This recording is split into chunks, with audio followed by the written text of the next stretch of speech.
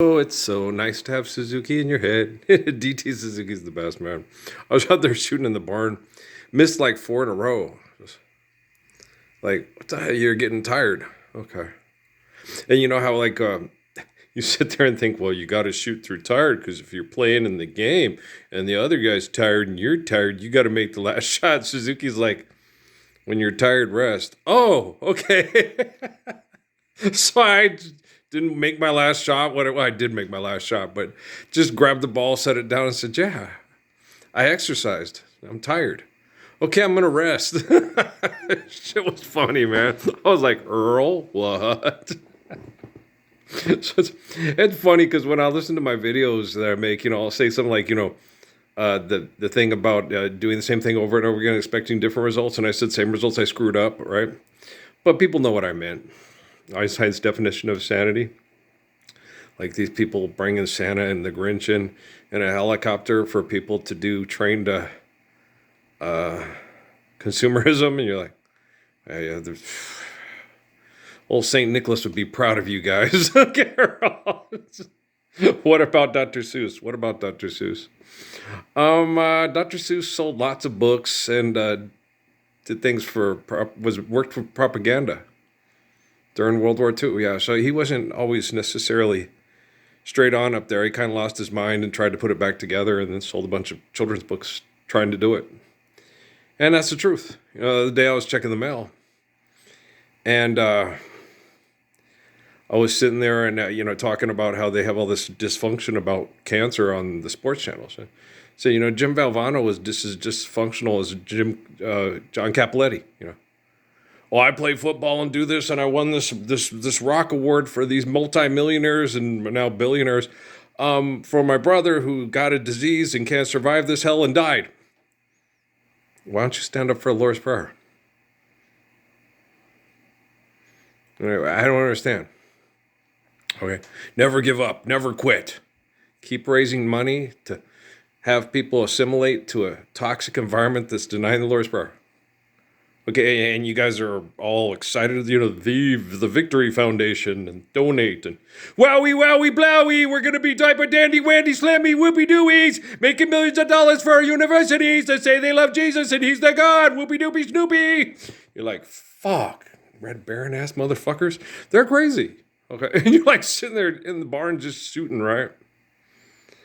And I'm sitting there getting stuff in my head. And so apparently, when I was still shooting, thinking certain ways, I still got some brain damage in there I'm working with, So I'm sitting there going, okay, Earl, you got to work with this. You got to get yourself through this.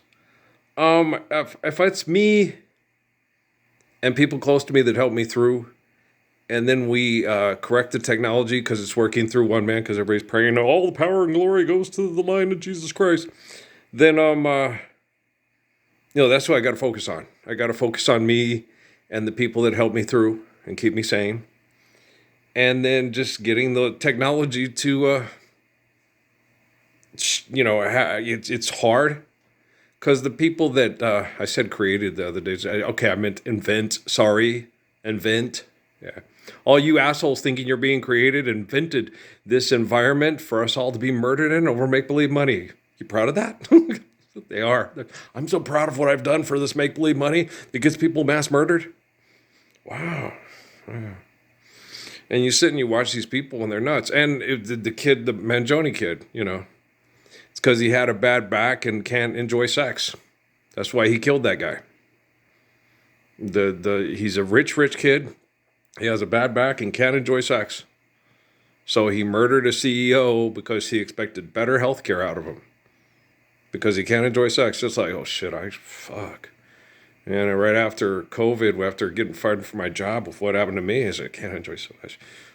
How many CEOs should I have shot? I had the best sexual reputation in the whole U.S. military.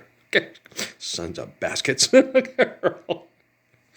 I got worse with they did a whole thing on me.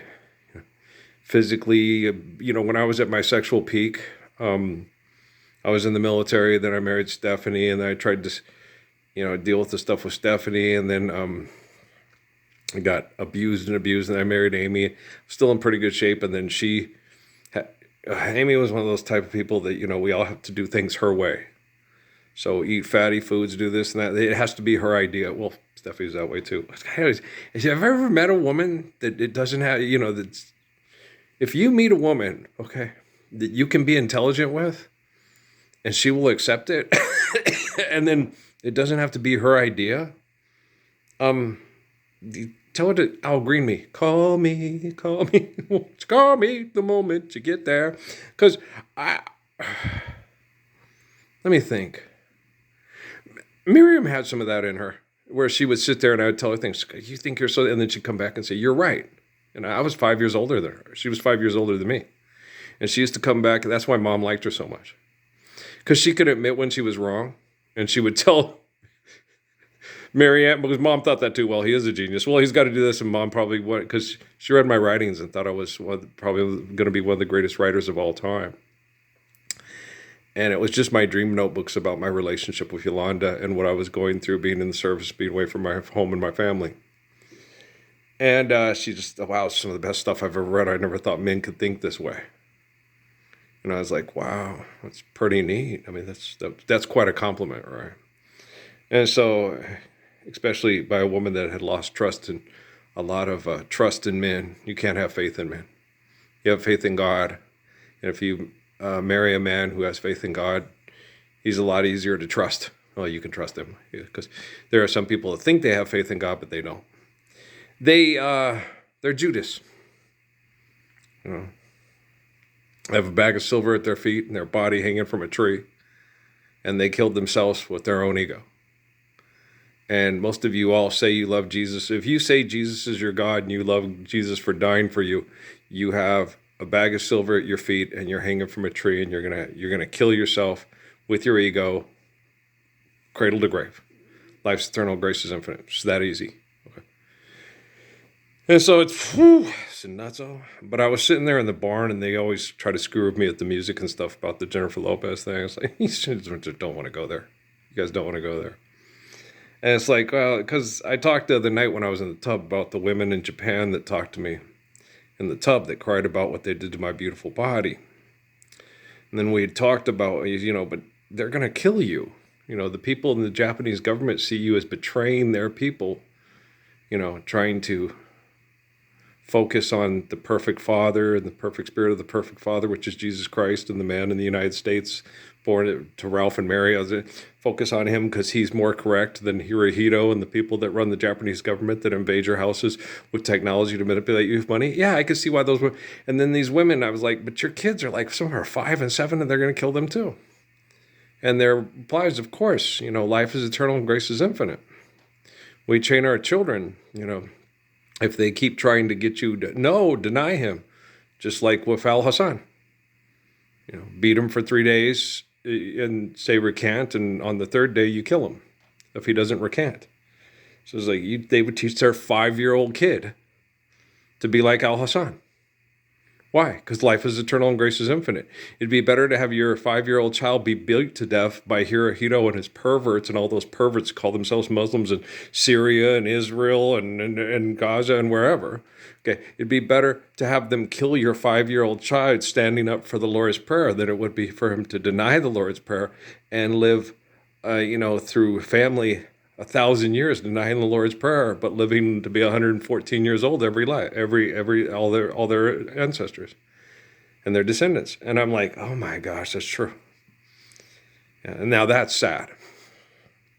Okay, that is really, really sad. That you guys will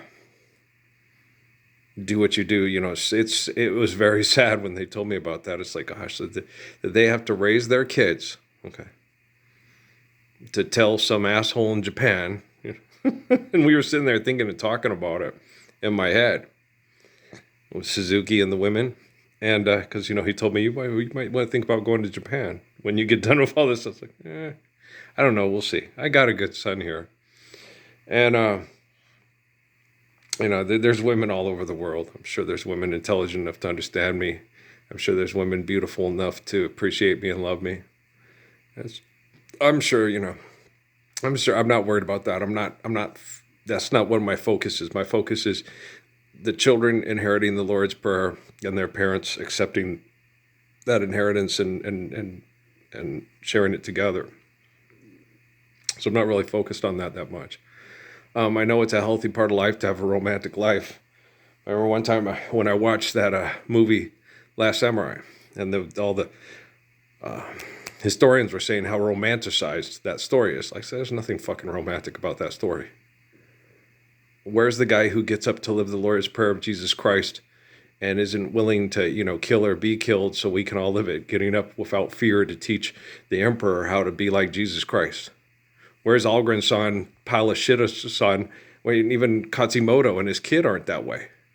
They're hiding in the mountains, training to kill or be killed if they don't live the perfect way that they think they ought to live. And no one talks about the perfection of living the truth of Jesus Christ, like D.T. Suzuki. There's no romance in there at all. There's no me. There's no D.T. Suzuki.